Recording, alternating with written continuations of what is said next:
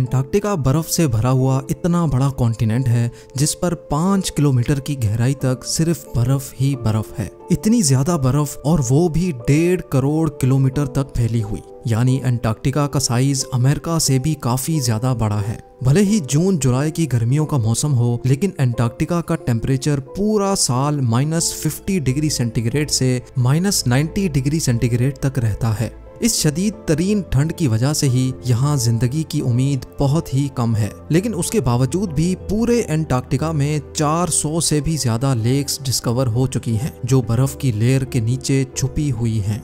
GeM TV के videos में एक बार फिर से खुशामदीद। नाजरीन, एंटार्क्टिका में ना ही कोई टाइम जोन फॉलो होता है और ना ही यहाँ किसी कंट्री का कब्जा है। हत्ता के पूरे एंटार्क्टिका में सिर्फ 2 ATM मशीन्स लगी हुई हैं। कई लोगों का मानना है कि एंटार्क्टिका की बर्फ के नीचे कई राज पोशीदा हैं। कुछ का तो ये भी मानना है कि बर्फ से ढके हुए इस मिस्टीरियस कॉन्टिनेंट के नीचे एक अलग ही दुनिया बसती है जहाँ एलियंस का राज है। लेकिन रिसर्चर्स और आर्कियोलॉजिस्ट इस मिस्टीरियस कॉन्टिनेंट के पोशीदा राजों को फाश करने के लिए दिन रात मेहनत कर रहे हैं। इन्होंने यहाँ चंद ऐसी चीजें भी तलाश की हैं जिनको देखकर साइंस भी हैरान रह जाती है। और आज आप देखेंगे एंटार्क्टिका की बर्फ के अंदर से मिलने वाली चंद हैरत अंगेज चीजें। तो आइए शुरू करते हैं।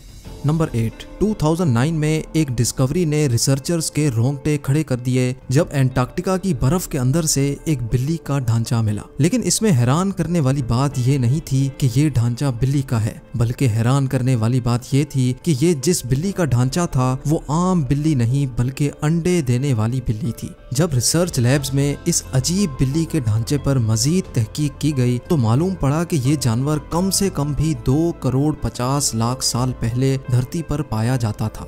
नंबर 7, 2014 में आर्कियोलॉजिस्ट को एंटार्क्टिका से इंतहाई हैरान कर देने वाली इंसानी खोपड़ियां मिली। पहली हैरानी की बात यह थी कि एंटार्क्टिका में ये मिलने वाली पहली इंसानी खोपड़ियां थी, और दूसरी हैरानी की बात इन खोपड़ियों की शेप थी। जी हाँ, नॉर्मल खोपड़ियों के मुकाबले में ये खोपड़ियां काफी अलग दिखती थीं क्योंकि इनके सर जरूरत से भी ज्यादा बाहर निकले हुए थे। साइंसदानों का मानना था कि खोपड़ियों की ऐसी शक्ल बचपन से ही अजीब आदतों की वजह से बनती है, और ये आदतें हजारों साल पहले एंशिएंट सिविलाइजेशन में अपनाई जाती थीं। इस तरह की खोपड़ियां आर्कियोलॉजिस्ट को इजिप्ट और पेरू से भी मिल चुकी हैं। तभी उनका शक है कि शायद हजारों साल पहले एंटार्क्टिका में भी लोग बसते थे और उनका कुछ न कुछ रिलेशन एंशिएंट इजिप्ट सिविलाइजेशन से जरूर होगा।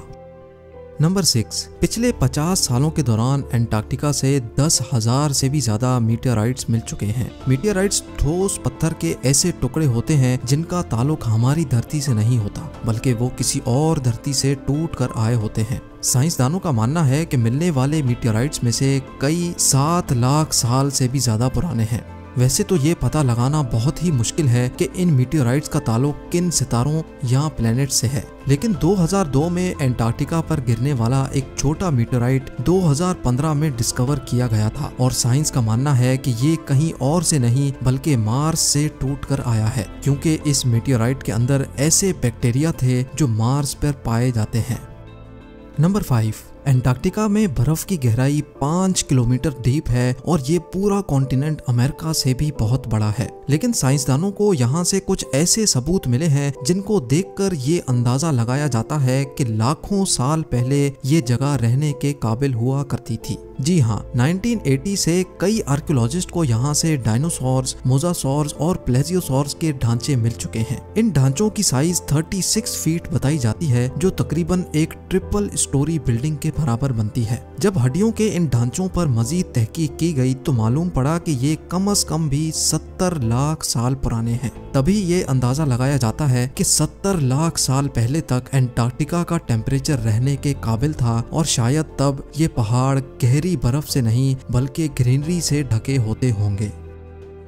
नंबर 4, वाटरफॉल्स तो हम सबने कई बार देखे हैं, लेकिन एंटार्क्टिका में टेलर ग्लेशियर के मकाम पर एक पॉइंट ऐसा भी है जहां वाटरफॉल नहीं बल्कि ब्लड फॉल होता है। 1911 में टेलर नामी एक साइंटिस्ट ने पहली बार इस ब्लड फॉल को डिस्कवर किया था। कई सदियों तक यही माना जाता था कि वाकई इस ग्लेशियर के अंदर से खून बहता है, लेकिन मॉडर्न साइंस ने जब इस पर मजीद रिसर्च की तब उनको जो मालूम पड़ा वो इससे भी ज्यादा हैरत अंगेज था। जी हाँ, मालूम पड़ा कि इस ग्लेशियर के नीचे एक बहुत बड़ा पानी का डैम है, लेकिन इसमें मौजूद पानी की खास बात यह है कि इसमें सी वाटर से भी 3 टाइम्स ज्यादा सॉल्ट है, जिसकी वजह से ये फ्रीज नहीं होता। साथ साथ इस पानी में पहाड़ों से निकलने वाला आयरन भी मौजूद है। किसी एक पॉइंट से जब ये पानी ग्लेशियर से बाहर निकलने की करता है तो हवा में मौजूद ऑक्सीजन पानी के आयरन से मिक्स होकर आयरन ऑक्साइड बन जाता है और उसका कलर रेड हो जाता है, और इसी वजह से हमें ये पानी रेड कलर का दिखता है।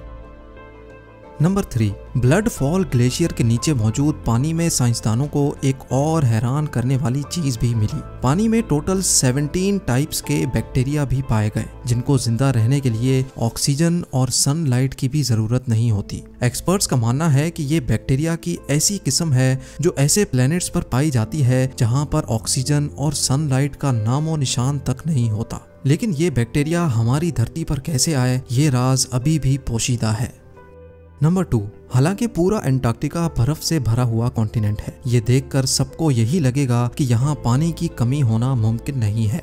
लेकिन आपको ये जानकर हैरत होगी कि हमारी धरती पर अगर कोई सबसे ज्यादा खुश्क यानी ड्राई जगह है तो वो भी अंटार्कटिका में ही मौजूद है। ये ड्राई वैली अंटार्कटिका में ही डिस्कवर की गई थी, जहाँ पर पिछले 20 लाख सालों से एक मर्तबा भी बारिश नहीं पड़ी, क्योंकि इस ड्राई वैली में तेज तरीन हवाओं का राज है, जिनकी स्पीड 320 किलोमीटर पर आवर तक जाती है। इसी वजह से साइंसदानों का मानना है कि तेज हवाओं की वजह से यहाँ मौजूद पानी का कतरा कतरा एवोपरेट हो चुका है। आपको ये भी बताते चलें कि अर्थ के तमाम एटमॉस्फेयर्स में से इस ड्राई वैली का एटमॉस्फेयर लाखों किलोमीटर दूर मार्स से काफी मिलता जुलता है। इसी वजह से नासा ने अपना वाइकिंग रोबोट मार्स पर भेजने से पहले अंटार्कटिका की ड्राई वैली में टेस्ट किया था। और अब नंबर 1, आर्कियोलॉजिस्ट की एक टीम को अंटार्कटिका की बर्फ के अंदर 1100 फीट की गहराई से एक इंतहाई खौफनाक मखलूक का ढांचा मिला। ये पता लगाने के लिए कि ये ढांचा कौन से जानवर का है, कई एक्सपेरिमेंट्स किए गए, लेकिन हैरत अंगेज तौर पे इसका स्ट्रक्चर किसी भी जानवर से मैच ना हो सका। इस खौफनाक ढांचे की लंबाई 8 फीट बताई जाती है, जिसकी हड्डियां बॉडी से निकली हुई हैं। कई सालों की मेहनत के बाद भी आज तक ये पता नहीं लगाया जा सका कि ये जानवर कौन सा था और आखिर इस धरती पे आया कहां से था। उम्मीद है जेम टीवी की ये वीडियो भी आप भरपूर लाइक और शेयर करेंगे। आप लोगों के प्यार भरे कमेंट्स का बेहद शुक्रिया। मिलते हैं अगली शानदार वीडियो में।